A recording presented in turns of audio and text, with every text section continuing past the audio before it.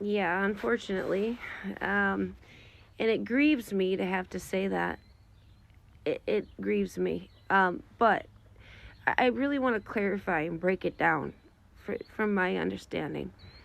Their physical body, okay? Not their soul, not their consciousness, their physical body. Mainly for the purpose to freely data harvest and to become a Bluetooth signal, right? Part of the 5G network. Unknowingly, because their body, their physical body, is property. So, since their physical body is property, these things can be done without their permission, freely. And that's bad for the rest of us because, particularly with the data harvesting and all of the information that the AI and the quantum systems are able to process concerning human nature, human physiology, human genetics, that data and information can be used against humanity as a whole. And I feel bad for these folks. And I want them to know it's not hopeless, okay? It's just the physical body. We are not our physical body.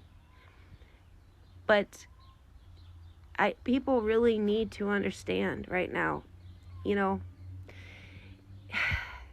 at the end of this is a step by step by step process.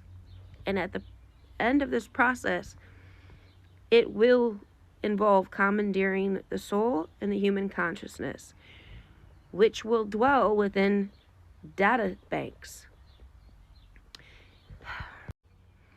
These mega data banks will become tombs for human souls that will be dwelling within these data banks as currency. And the human souls within these data banks will literally be dwelling within an alternate reality. And their consciousness will know no different. A new fallen matrix, right? The end is the beginning, and the beginning is the end. And at this point, I really do not even care how crazy I sound. But it's not one thing, okay? It is... Folks have to see it this way.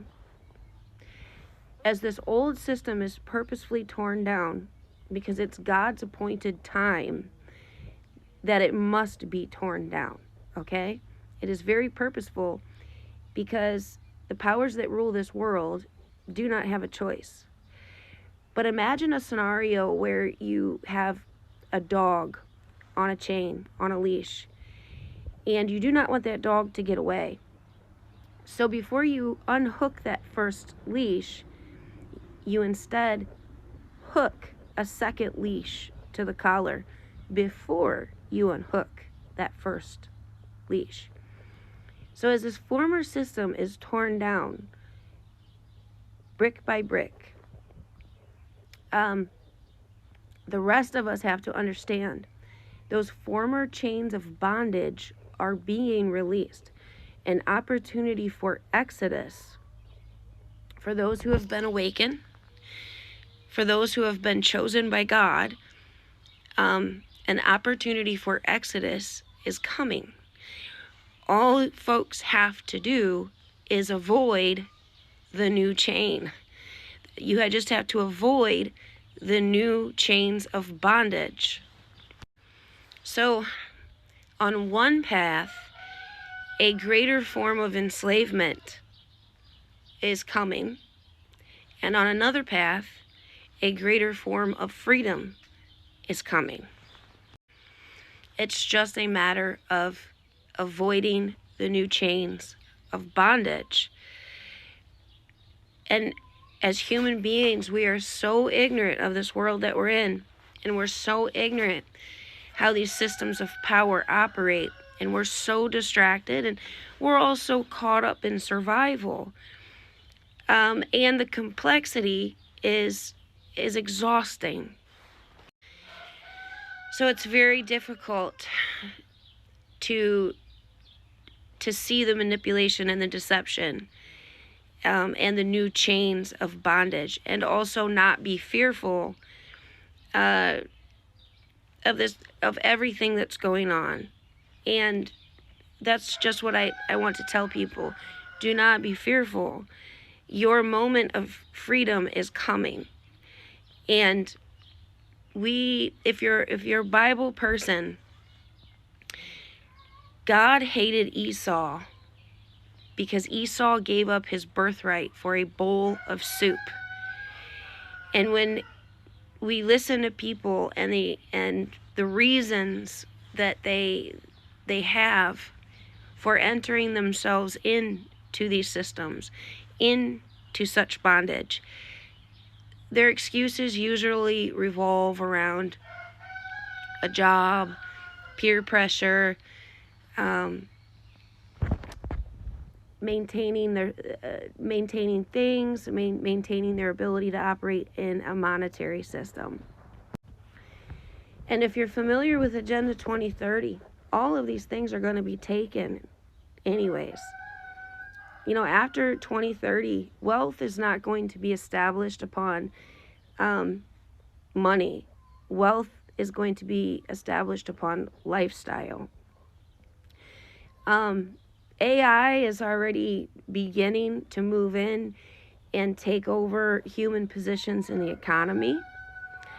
The rights to private property and things like the freedom to privately own a vehicle, to privately drive, these are all things that are going to be taken anyways.